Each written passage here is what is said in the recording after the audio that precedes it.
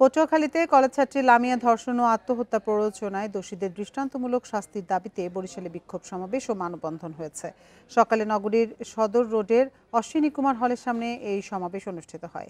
এর আয়োজন করে বাংলাদেশ মহিলা পরিষদ বরিশাল জেলা শাখা। সমাবেশে আত্মহত্যার প্ররোচনাকারীদের শাস্তির আওতায় আনার দাবি জানানো হয়।